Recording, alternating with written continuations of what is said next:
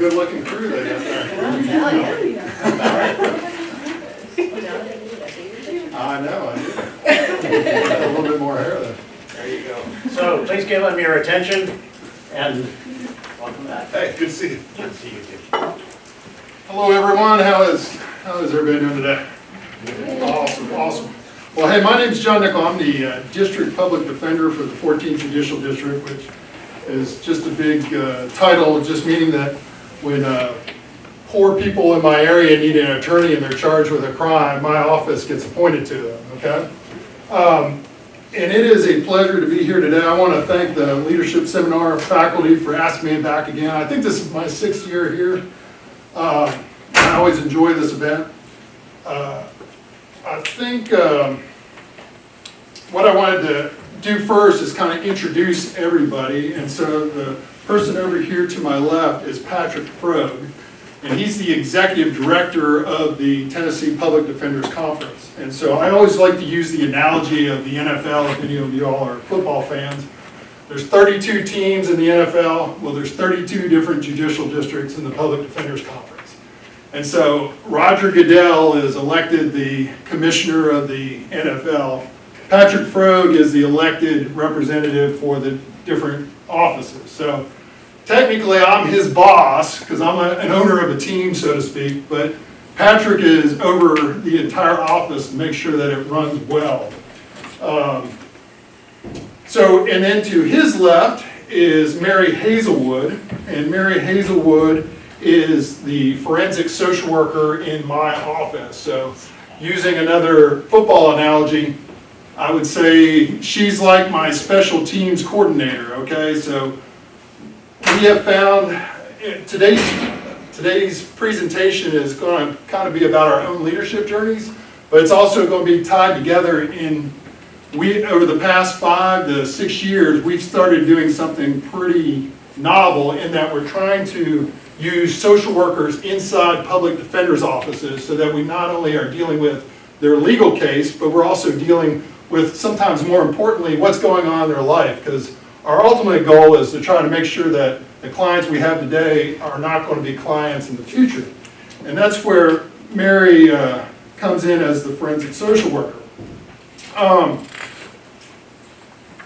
So with that, I wanted to, and I have one more introduction to make, and that's that gentleman over there. That's my 15-year-old son who is on summer break, and so I dragged him over here today to enjoy some more schooling. And he's got basketball tryouts right after this, so I'm going to take him right to there. Thanks for that, Dad. Oh, you're welcome. Good luck. Thank you. So what we're going to do is we're each going to spend about 8 to 10 minutes kind of talking about our own leadership journey. And then at the end of that, we'll kind of sit down here. I'm going to turn it over to you. That's always the best part of this presentation, is to hear your questions. But let me start off with mine. I'm going to start with childhood, okay? I had a really, what I'm going to say is pretty serendipitous childhood. I had 2 parents that were married together. We had a very stable life. I had a brother who was good to me. So I got a lot of stability out of my childhood, and that's something that I think has played through to my leadership philosophy, is I want to make sure that any organization that I'm over with, I want to try to create that sense of family, that sense of stability. I was a big athlete when I was his age. If there was a ball involved, I was there. Baseball, basketball, football, golf. I was even the 11-year-old Maryland State bowling champion. I know I don't look like it today, but that was me. And I thought that, like a lot of young kids, I thought my life was going to be, I was going to become a professional athlete, so I wanted to go to school on a sports scholarship. And although I was recruited to a couple of places, none of them offered me a scholarship, so I had to figure out a way to pay for school. So the next thing I knew is I got an ROTC scholarship to go to Furman University in South Carolina. And I took all the attention that I used to put towards sports and I put it towards ROTC. And I decided I was going to be an airborne ranger. That's what I wanted to be. So I went to airborne school, I went to air assault school, And I thought that's what my future was going to be. But I remember my freshman year in college, I was in English, and my English teacher was like, you know, you write really well, you should think about going to law school. And I was like, I don't want to be a lawyer. Lawyers are not anywhere in what I thought I wanted to be. But fast forward to my junior year, and I had to go off to lovely Fort Bragg, North Carolina. And I was in the second week of a field training exercise, and it was about 98 degrees. And I was carrying around an M60 for the 17th day in a row or whatever, and I was just tired. And I was hot, and I was like, you know, maybe I should think about going to law school like my freshman English teacher told me. And so when I got back, I applied to go to a whole bunch of law schools that are around South Carolina. And I was like, surely somebody will accept me. I was wrong. I got waitlisted by everybody. I went home to go visit my parents in Maryland, and there was an envelope there from the University of Tennessee College of Law, and I picked it up and I looked at it and I was like, oh, okay, I didn't apply there. So I filled it out, I sent it in, and a week later I got an acceptance letter. I said, that is where I'm going. Any place that will accept me that quickly, that is where I'm heading. So, you know, I learned a lot from while I was at ROTC just on kind of the basics of leadership. You know, when you're in charge of a unit, you don't want to be in the rear of the gear, you want to be in the front leading, okay? You want to set the example. So when I left ROTC and I went to law school, my whole world changed because I was very much a very black and white thinker when I was in, you know, until I got to law school. I thought, you know, there was right, there was wrong, you know, but when I got to law school, it taught me that the world is a lot of gray, okay, and it was definitely a mind-opening experience for me. And while I was in law school, that's when I decided, you know what, I think I don't want to be, I'm sorry, let me back up here. So I had to apply, after you get into law school, you have to apply to get into the JAG Corps, okay?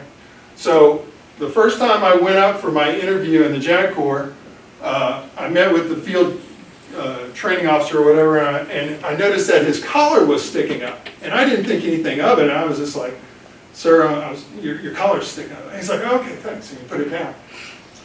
And then as we were talking, I was talking about going to airborne school and air assault school, and I was just having a conversation, and I didn't realize that I was, unfortunately, insulting the person, because he hadn't gone to air assault school. So at the end of the day, I did not get accepted into the JAG Corps, so I thought, oh goodness, here I go. I am going into the Airborne Rangers. So the next year I had one more opportunity, and I had kind of like, I was down on it. I was like, you know, I'm probably not even going to apply. So I went to the office, and I'm like, can you tell me when the field screening officer is coming for the JAG Corps? And they're like, he's here today. And I'm like, great. I was wearing like jeans, I had a holy t-shirt. I'm like, I'll tell you what. So I waited around, I'm like, sir, do you mind? I'm so sorry, I didn't realize you were coming today. Do you mind if I interview? And the guy's like, yeah. And so we wait around, and he asked me, so I see here you did an internship at Fort Lee. And I said, yeah, I did. He goes, you wouldn't happen to know somebody named Hank McNelly, would you? I was like, yeah, he was my sponsor. The next thing you know, guys, I got into the JAG Corps. So that's what I learned. It's very important to know people sometimes than it is how you present yourself, unfortunately. But I went from there, and I went to my first and only duty station was in Fort Riley, Kansas. And I started out being kind of just a legal assistance officer, and I decided at one point that I wanted to try to get into special forces, so I started training for that to do it. I ended up, once again, guys, not getting accepted to special forces, and about a week or 2 weeks later, 9/11 happened, okay? And so my life changed drastically because I went back into the JAG Corps, ended up serving out my time, and I had to do the operations tempo increased dramatically, so I was doing about 100 hours of work a week. So what I learned from my time in the military is it's about selfless service, you know, it's about serving something greater than yourself. And when I got out of the military, my wife and I, we found an old house. It was built in 1888. And my wife decided she wanted to see it. I was scared to death of it, but we stopped. The next thing I know, we owned it a week later, and when we did 2 years of renovations, we opened up a law practice in it. That was a fearful thing for me, because when you go from, you know, the military, you're getting a paycheck, you know what you're going to get, to being out there and you're just, you gotta kill what you eat. You know, you have to go out there and get clients and everything. It was a scary thing, but we did that for 10 years. But what I missed in the whole thing was I missed just the camaraderie of being with a team. And so our public defender, after the last election, he died about 3 months later. And so I put my name in the hat to be considered for that. And the governor ended up selecting me, and that was 10 years ago. And so I knew that when I got into the job that I wanted to try to do something more than just handle the legal case, because I had met so many good people that had made just, you know, they weren't in the criminal justice system because they wanted to be there. They just were in there because they had made some stupid mistakes. They didn't have the best background like I did. They didn't have the greatest childhood. So I wanted to try to do something to help. So that's when I got interested in the social work program and trying to put that into what we do. So about 6 or 7 years ago, that's when Patrick started a grant program. And I was like, I need to get a grant social worker, but I have one of the smaller offices in the state, so I wasn't going to get it. So I had to think outside the box of how can I get a social work program started? And I was like, well, MTSU has some social workers there. They got a social work department. So I was like, but I don't know anybody at MTSU. So I thought it would be a smart idea to enroll back in school. So 28 years after graduating from law school, I went back to school to pursue my MBA. And at the first class I was in, I remember it was the actual third class of the first class, I went up to my professor and I was like, hey, I have this great idea to try to bring social workers into what I do. Is there somebody I can talk to? And she's like, oh yeah, you just need to speak to Professor so-and-so. And so I was like, great. I got my connection. Unfortunately, I got 15 more courses to take now that I'm enrolled in this thing. And I'm not a quitter, so I can't do it. So that was 6 years later, I finally graduated with my MBA from MTSU. So that's kind of a background of my leadership journey. And I'm telling each of y'all, what my advice would be authentic. We're all different people. Don't try to be somebody else. You got to be yourself. And what I like about today's presentation is you're going to hear two very different leadership journeys. Mr. Frogge's going to get up here in a second, and his leadership journey is very different from mine, and then Mary's going to tell you about hers. So thank you very much for your time.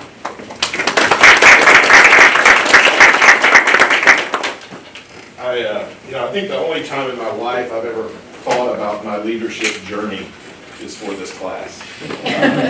So I appreciate that. I never thought of it as a leadership journey until I started thinking about what I was going to say the first time we did this 3 years ago maybe. But the other thing I'll say is, there's a trick in the law. Lawyers are very good at keeping our mouths shut because we have to in court. So I can say anything from the podium and they can't contradict me till it's their turn. And that's what John just did when he said he was my boss. He's 130. I have 32 bosses. They're like my board of directors. But I've never heard John call himself my boss, and we'll talk about that later. But my leaders, like I said, I never thought of it as a leadership journey. I did not have John's upbringing. My parents are wonderful people, but they had challenges, and I got in a lot of trouble when I was a kid. I was a juvenile delinquent, got arrested 6 times before I was 18. I was just wild, I just was. Back then, you could kind of be pretty wild, and you could go through the juvenile justice system, and I always say now I'd be on 15 different kinds of medication and have treatment plans. But back then, they didn't do all that, and I would just sort of come in and out. But it was the 80s, so if you had a pulse and a high school diploma, you could go to UT Knoxville. And so I did that at 17 years old. And you can imagine that wasn't a great idea. I was not prepared for that. I remember my first night, I walked down to the Strip, this Cumberland Avenue right in the middle of Knoxville, and there was a place you could get in for $5, and it was all you could drink beer if you brought your own cup.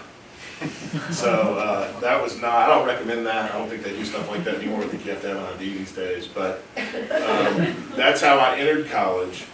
And 2 years later, after my friends and I had figured out how to hack, drop an ad, and change grades for 2 years, we all got kicked out of the University of Tennessee, Knoxville. So this is the beginning of my leadership journey. As a juvenile delinquent who had gotten kicked out of the University of Tennessee, Knoxville for hacking. In the 80s, when hacking was cool. And so, I moved back to Nashville, where I'm from, and I started waiting tables and bartending, and really didn't have a goal. I remember I was dating a girl, I was like 20 years old, I was dating a girl who asked me, what do you want to do? And I said, maybe sail around the world, and I think that was the end of that relationship. She was looking for stability. So that's where I was. And at some point, I had a good boss at this Mexican restaurant called Rio Bravo Cantina, and he and I would talk about stuff like leadership or like ethics. And I was just sort of growing up, working at this restaurant, and I read a book called Reversal of Fortune. It became a movie by a guy named Alan Dershowitz. This is before he went crazy and went to Epstein's Island and all that. But he was a Harvard law professor who was really into criminal defense law. And he wrote a book about one guy he defended, and he wrote another book called The Best Defense about a lot of his criminal cases. And I read those books, and it just hit me. I think I want to do that. I think I want to be a criminal defense lawyer. I had always been kind of anti-authoritarian, hence my juvenile record. I always did pretty well on standardized tests, so I thought maybe I can do this. And I applied, and I had to start undergrad over at Tennessee State. So I went there while I waited tables and bartended during the day, or at night, and went there during the day. And I went back, and in 2.5 years, I finished my undergrad degree. And I remember people would say to me at the time, this was the early 90s, can you even go to law school with that record? And I thought, it never really occurred to me. Like, I think I can. I'm legit in one of these classes. We'll see. And when I started applying to law schools, I realized, oh, this is going to be a challenge. I've been kicked out of a Division I school. And so what I did was I wrote my personal statement about exactly how we did that, how we hacked the University of Tennessee computers. And because there was an elephant in the room, so I couldn't hide from it. And I applied to 13 law schools. I got rejected at Harvard and Texas, and I got waitlisted at Vanderbilt, and I got in everywhere else. And so I went in 1996, I went to Fordham University School of Law in New York City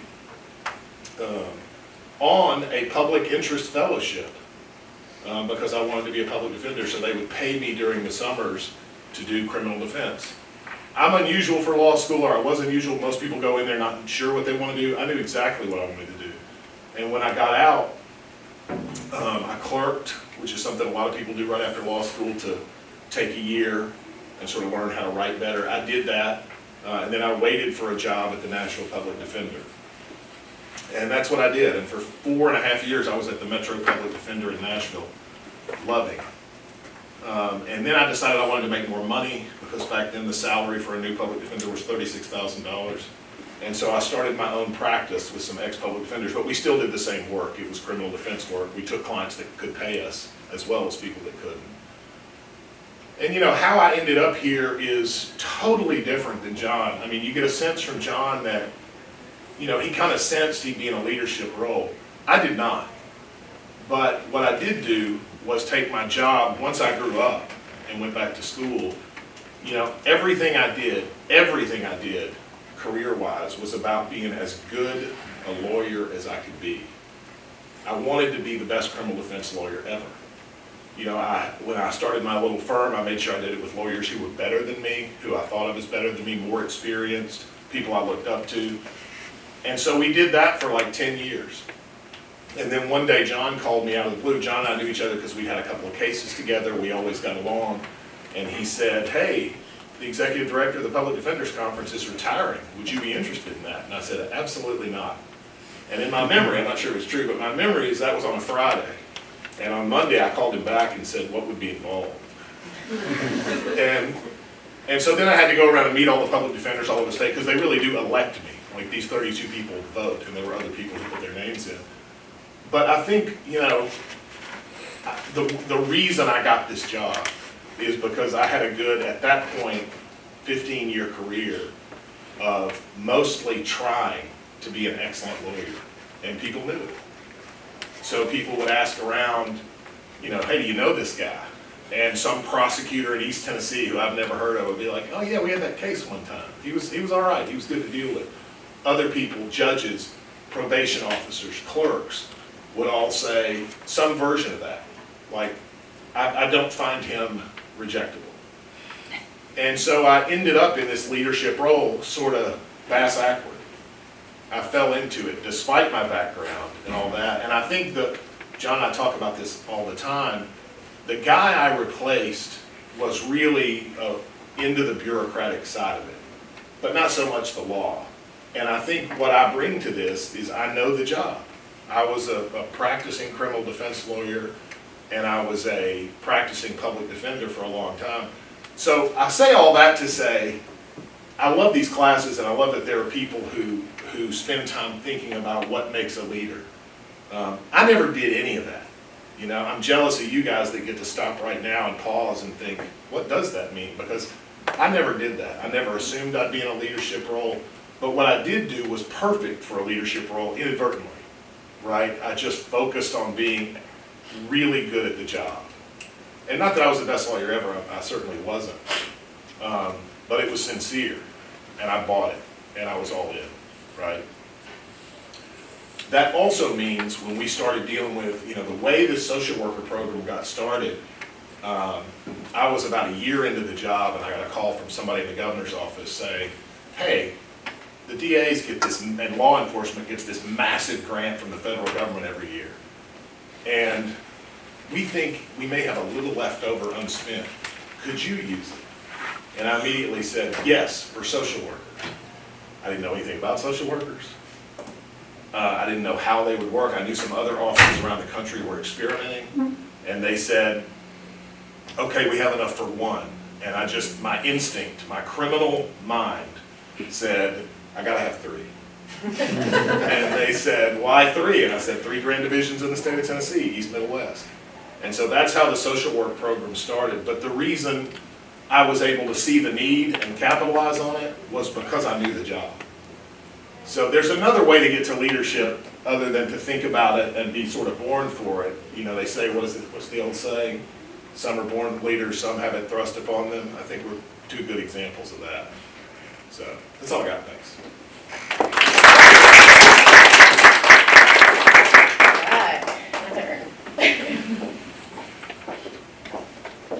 They have more experience with this than I do, so bear with me. Well, my experience in leadership is new and nowhere near as colorful. I do have a similar background as Patrick. I was a juvenile delinquent as well. I was in the foster care system. I grew up with a mother who struggled with addiction and mental health. She dealt with the criminal justice system quite a bit, so I had early experience with it. I was also a young mother. I had my first child at 17, graduated high school at 16, and went to college and did nothing with it because 2008 happened and the economy went to crap and nobody was hiring. So fast forward a little bit. I ended up going through a custody battle, which caused me to fall out of college again when I tried to enroll. And I came back to Tennessee, and originally I am from Michigan, I'm not from Tennessee. Came back to Tennessee and started working, and I ended up in a accident at work. I worked many different fields, male dominant fields, being that I was raised by a single father. And so I was working maintenance at one point and got caught in a conveyor belt. Beautiful scar on my face is from that. I was dead when they found me and life flighted to Vanderbilt. And so before this traumatic event happened, I probably was the last person you would have thought of as a good leader or anybody who even wanted to be a leader. I spent majority of my youth in kind of a survival mode, so I was really focused on myself and kind of just getting through life the best I could without, you know, fallen down in any way. Failure was not an option for me, but so that experience kind of changed my perspective a bit. It made me look at life a little bit differently and appreciate life a little bit more. And also made me decide I probably did not want to work in labor-intensive fields anymore, and so I went back to college. And I ended up enrolling in social work at Motlow, which I did that because at the time I was actually dealing with a DCS-oriented case with my stepdaughter. And she was going through a similar experience that I went through when I was a child with my mother. And so it was a big part that pulled me back towards it. I remember the experience I had with the social worker as a child when I was dealing with foster care system. And so it was kind of the thing that pulled me towards social work. So never once thought criminal defense of any kind being in the public defender's office. I thought DCS because I think that's what most people think when they think social work. And so I did my associates at Motlow. I enrolled at 28. Graduated there and then came to NTSU for my bachelor's and completed that. And then my professors had told me about advanced standing, so then continued on in that and got my master's at NTSU as well. But started my experience in social work at the public defender's office during my bachelor's internship with social work. So that's how I first got into the office with John. He was not my first choice. Originally I thought DCS and then learned about Safe Baby Court and really thought reunification was just an awesome field to work with. So my interest was then to do that. But that ended up falling through. Our drug court program lost Safe Baby Court. So then I was kind of stuck with the only option being John's office. And it was, a blessing in disguise. And so I went in and I interviewed and got the position. We don't have to talk about the interview. He loves to tell that story. But I loved what he was doing. I loved what he was trying to create. And I came in with one other intern who was in there before me, one semester before me, and I couldn't leave. They couldn't get rid of me. So I stayed there for a year, unpaid.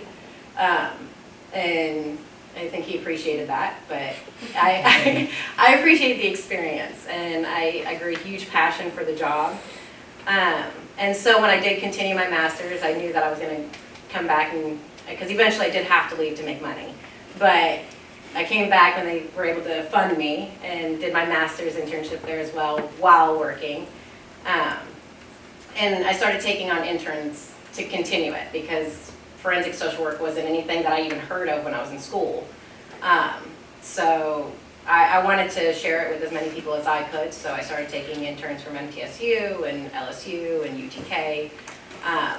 And I still take interns to this day, but yeah, we started building it up. I mean, there's several districts that have them. Our office, we have worked to gather 2 social workers now. And that's through additional grant funding and things like that. But I mean, I've always felt like imposter syndrome. I've never felt like a leader. I work alongside every one of them. I feel like I'm down in the trenches with them. I've never pulled from an authoritative role in any way. I don't want to be. I think I learned best from all the poor examples of leadership that I've experienced. And the wonderful ones as well. I mean, John has been an amazing mentor and boss for me. And so I strive that way. I mean, leadership was never a thought for me, never a plan, and then to have kind of my own little team, it's humbling for sure. I don't think I do it right every day, but I think that they feel like they're growing and learning from me as I am from them. So it's been an experience for all of us, I think. But that's how I've gotten here.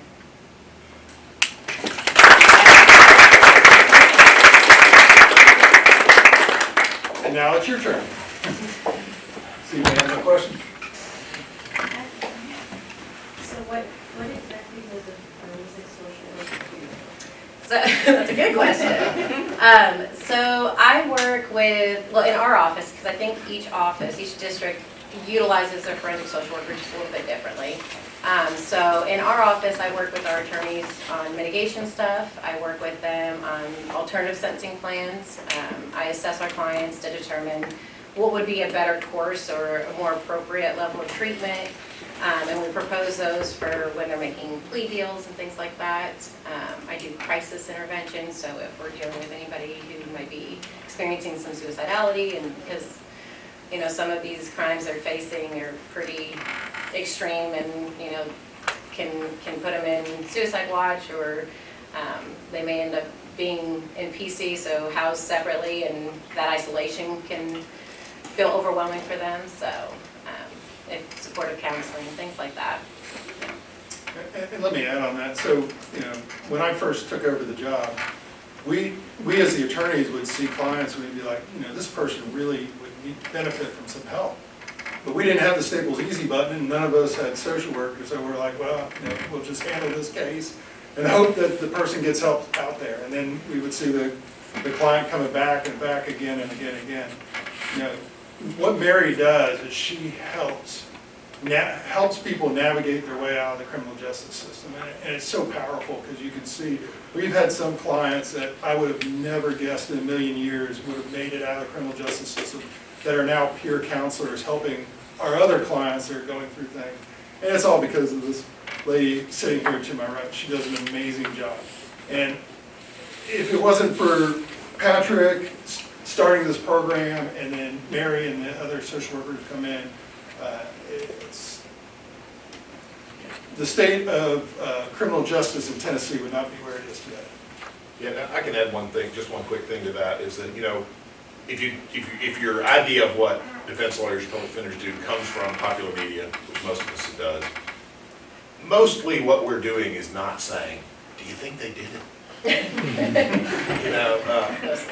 We have that job. I mean, we have job to sort of, it's an adversarial system. We're supposed to poke holes in the prosecution case. But a lot of what we do, I would say a vast majority, is try and help the clients with a lower sentence, with a better outcome.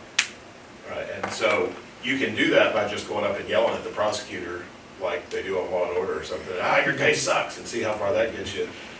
But what Mary can do is actually connect the people to resources. So when John goes to make a plea deal, for example, he can say, look, yeah, this guy stole the chicken. However, he's now in counseling for stealing chickens. He is volunteering at a chicken rescue. And if you're a prosecutor, that makes that, well, I'd really like to help this guy. He sounds like he just made a bad mistake, as opposed to John just saying, what are you going to do? He stole the chicken. He's on video. Right? So. That's a good way to put it. But we also found that any lawyer, any defense lawyer, there's a group of people in any community that we used to joke, it's a terrible joke, but they're serving life sentences 3 days at a time. They come in and out for minor misdemeanors. They get caught trespassing at the McDonald's. They're drunk in public. They're smoking weed on the corner, and they just come in and out, and they take up an enormous amount of resources, and nobody really has an answer. But if we can intervene, right, with the social worker, and get with them and say, well, what's really causing this? And a lot of times it's not what you think. It's, you just want to shake them and go, stop being a criminal. But a lot of times they don't have a driver's license, and they haven't had one in years, because she can get fees waived and help them get their license back. They're not addressing their underlying substance abuse and or mental health issues. So, I mean, I don't want to boil it down to that, because there's so much more, but that's part of it.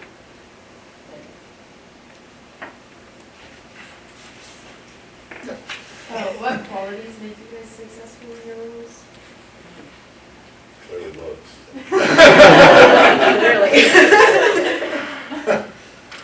Oh, man. I kind of tried to address it a little bit in that, if I look back and go, how did I get this job? A lot of stuff came together for me to get this job and be successful in it.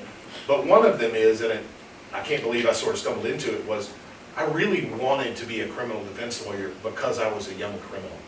I remember lawyers, you can tell when you get in there, some lawyers care about you and want to help you, some don't, right?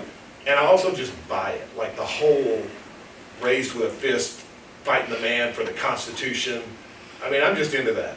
You know, that's me personally, right? And I like courtrooms. I like a little bit of performance. I like, so it all scratched itches that I had, but also, you know, I think throughout your career, like just trying to operate with integrity, do what you say you're gonna do, all that stuff you can read about in a million of these books, really matters because when it came time for me to get a big job, and it's a big job, I've got like $100 million budget, I'm in the legislature every day, I testify all the time.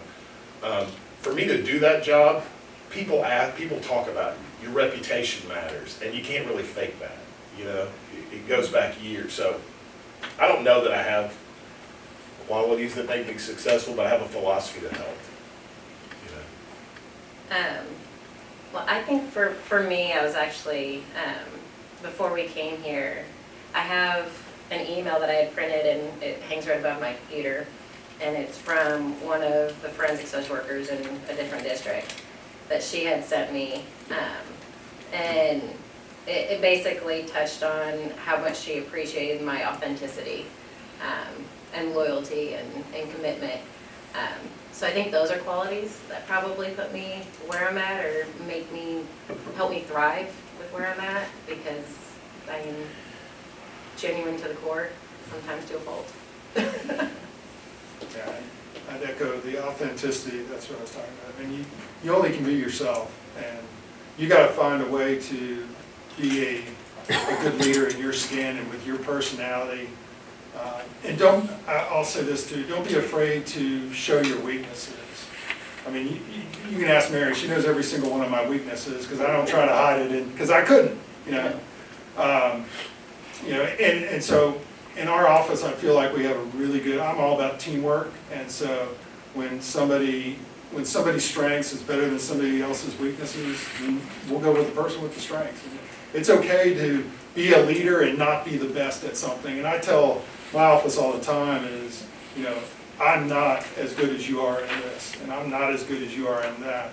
You know, I hope that I set a good example, I hope that I create a good work environment, but I do not want to be the example or the best person at everything. What I want to do as a leader is surround myself with really smart, intelligent people that are much more talented than me, and then that makes my job a lot easier, right? It makes me look good.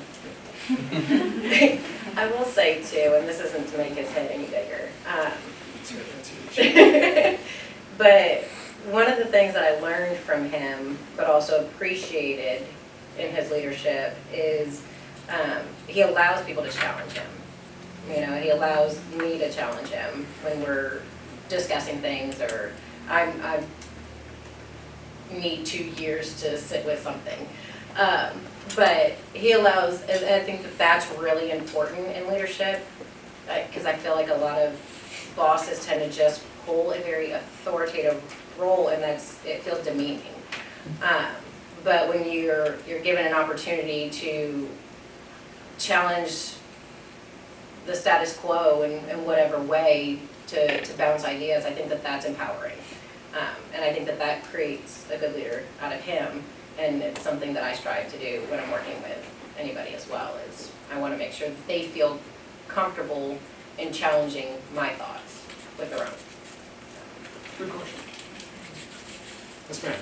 When it's like difficult to be a leader, like what motivates you to continue on?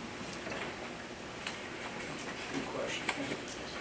Well, I think that's like when you wake up on Monday and you're like, do I really need to go into work? Yeah, I mean, as opposed to what? Honestly, I'm not being smart, as opposed to like quitting the job. No, but like just going on like with the same amount of energy that you usually do, like just doing the work efficiently. And It's a good keeping it question. up That's the at trick, same right? pace. Is to find the motivation. You rely on other people a lot. What they were just talking about, allowing yourself to be challenged. I think you got to find people who you allow to hurt your feelings. I think it's too. I mean, my job. I have a bunch of people that work for me, but it ain't like I'm the president. You know, it's not like, I mean, I'm not going to walk in and just start firing people or whatever. But some people that work for me see it that way. just naturally, they come in and just, whatever you say, boss, and I'm like, what if I was gonna commit a crime? Would you say that? You know, if I tell you to embezzle money, like, don't do that. But finding people you trust to give you advice and say, hey, Patrick, you're way off base here. John does that for me, because we knew each other before this, and we kind of came in around the same time. He was a little bit before me. But there are other people too in my life that can kind of pull me back from the edge. In terms of motivation, I think a lot of it is I really believe in what we're doing. And sometimes, you know, there's challenges to that. As I tell Mary all the time, if you love what you do, you don't have to work a day in your life. So it helps you when you have a good team and you like what you do. It kind of just motivates you. Yes, ma'am. This is personal. When you handle, how do you handle your team? And you say there's people that can be constructive and like you can handle challenges from people that are giving you good ideas, but there's a lot of circumstances where they're giving you really bad ideas and you have to handle that, right? Like you have to handle people, like turning them down and being like that. You can't go that direction. Sorry, like I can handle, how do you do that? I don't know how to do that. As kindly as possible. I have members of my team who, you know, there's a guy who works for me who does a ton of work nobody wants to do, and he does it better than anybody. And he's a lawyer, but he can't, there's certain stuff I just don't let him do. And I'm sure sometimes he wonders, why isn't Patrick bringing me in this conversation? And there's just, I mean, he has got strengths, you know. John talks about the team. I don't know if this guy feels like he's on a team or not, but at the end of the day, you know, that is part of leadership, is figuring out how to do that kindly. And there are people who are, John's better at, John would probably intentionally sit down with the guy and like make a plan. You know, I just prefer to ignore it.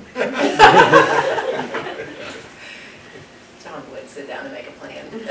Well, I'm thinking of a particular person in my office right now. So I would say you're always going to have some institutional friction when you want change. And that's the one thing I'd say is I embrace change. Like, you know, we get something where we feel like it's good, and then the next day I'm going to change it again because I can see it being better. And so when I first took over the office, I asked my new secretary, I was like, where is Campbell's computer? And she's like, it's over there. And I'm like, I don't see it. And she's like, well, it's in that box over there. And he had never taken his computer out of his box. And so when I went to the other attorneys, I'm like, well, how many clients do you have? They're like, we have no idea. We just show up to court and, you know, we handle it until it's done. I'm like, so you all have no system in place that tells you how many, you know, clients you have or when your court date? No. So the chaos was killing me, and I knew that it had to change. So I then tried to come up with ways to modernize the office. And so recently, one of the things that I've tried to do is we're trying to go paperless in general sessions court, because that's most of our cases. And I got a couple older attorneys, more experienced attorneys, I should say, who love paper. Love paper, do not want to change from paper. So what I have done there is what I like to call incremental changes. So we have, you know, like when you boil a frog, you got to do it really small steps. And so I did this process over about a 2-year period of really small changes. And now, the one that was giving me the most institutional friction is the one who's entering in the most activities in the database. I mean, she's on top of it. Oh, I thought it was the one that retired.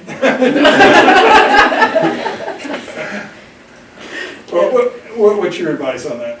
Oh, man, I got wrapped up in it. What was the question again? What was the question again? How do you handle Bad ideas. bad ideas Bad ideas. on the team, when the team has bad ideas? So I can only speak from my very small little team that I have of social workers, because those are the only people who really flow ideas to me. And I say, make sure you have people on your team who understand your candid responses. Because I'm pretty raw, honest about ideas.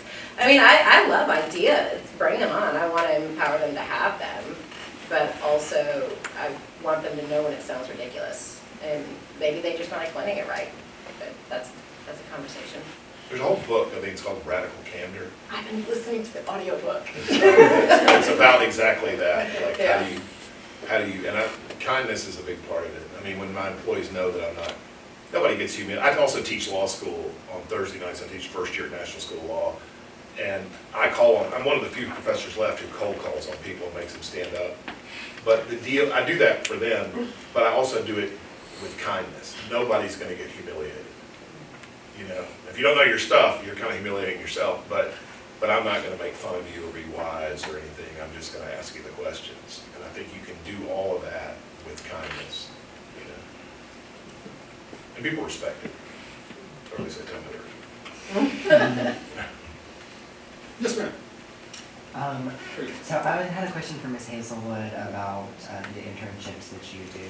I was wondering, what do interns usually, like, what are they involved with those kind of things, and where can we learn more about them? If we're So, my interns are social work interns, and they do everything I do for the most part. BSWs focus a little more on case management portion, MSW focus a little more on like the assessments and things like that. But in comparison to internships that, I mean, when I started versus me now having interns, we tend to have probably one of the most hands-on experiences of internships. A lot of people do a lot of shadowing and just observing, which, I mean, I think people learn better doing than just sitting back and watching. So I would say for the most part, everything I do, they do. So. And where can we like learn more how to get involved with those if we were potentially interested?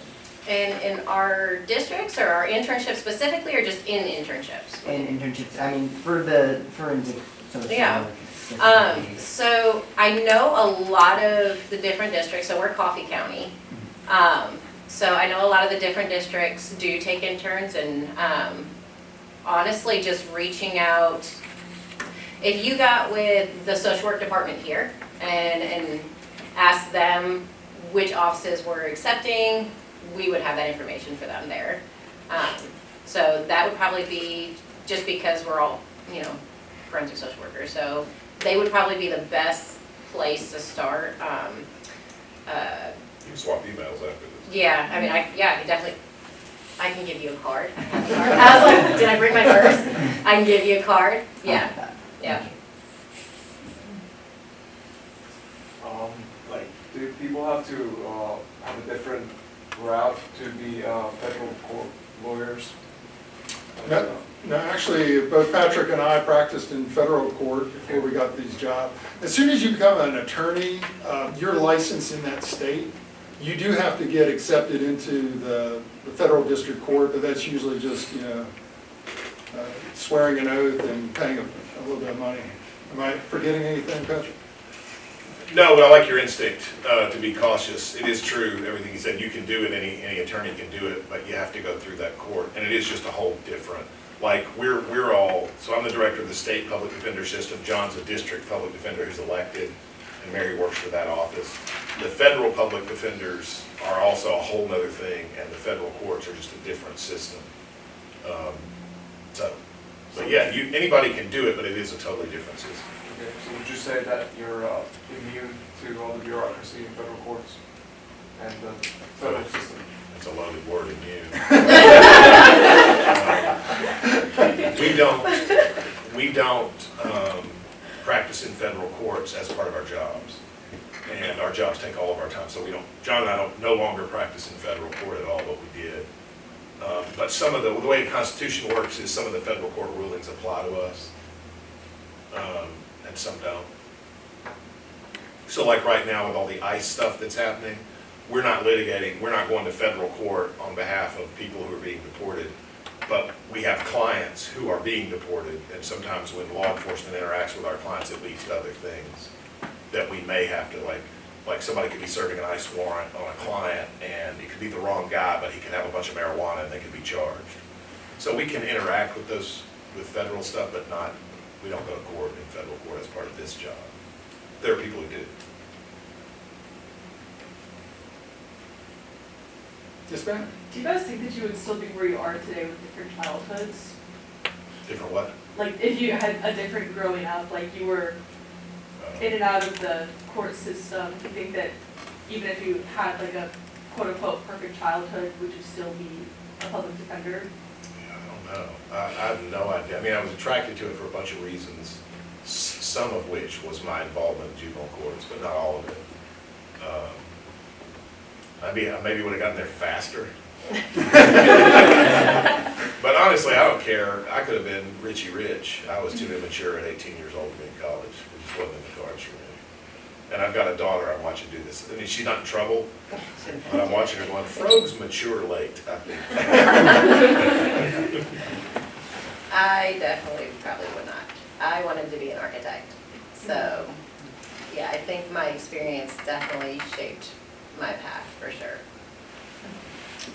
Yeah, I think I'm an eternal optimist, and I try to see the best in people. And so it's kind of like when Mary joked about, that, I was her second choice. All my great decisions in life have been second choices. I mean, Patrick was my second choice.